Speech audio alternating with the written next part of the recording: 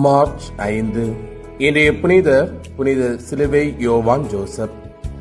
Kristen Carlo கெடானோ என்ற இயற்பெயர் கொண்ட சிலுவை யோவான் ஜோசப் இத்தாலியின் தெற்கு பகுதியிலுள்ள இஸ்கியா என்னும் தீவில் 1654 ஆண்டு ஆகஸ்ட் 15 அன்று பிறந்தார்.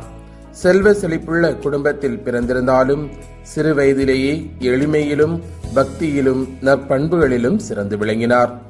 இறை அழைத்தலை உணர்ந்து தனது 16வது வயதில் பிரான்சிஸ்கன் சபையின் ஒரு பிரிவான அல்காந்தர் பிரிவில் சேர்ந்தார். அதிதீவிர ஒருத்தல் முயற்சிகளை பின்பற்றியது இப்பிரிவு. 1677 ஆண்டு குருத்துவ அருள் பொழிவு பெற்றார். அதன்பின் அதிகமான ஒருத்தல் முயற்சிகளை மேற்கொண்டார்.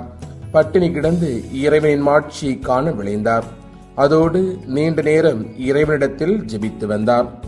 அல்பிலா என்ற இடத்தில் துறவு மடம் ஒன்று அமைக்க நினைத்த சபையினர் 1674 ஆண்டு யோவான் ஜோசப்பை அனுப்பினர்.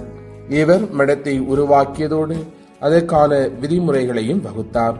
அல்காந்தர் பிரிவிற்கான இத்தாலி நாட்டின் பொறுப்பாளராக யோவான் 1702 ஆண்டு நியமிக்கப்பட்டார்.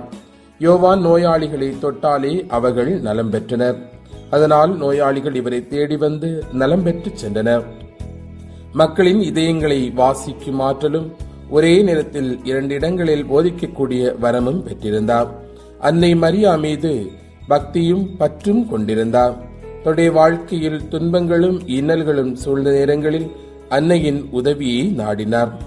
தொடர் பணிகளால் உடல் நலம் குன்றி 1739 ஆண்டு மார்ச் 5 அன்று இறந்தார்.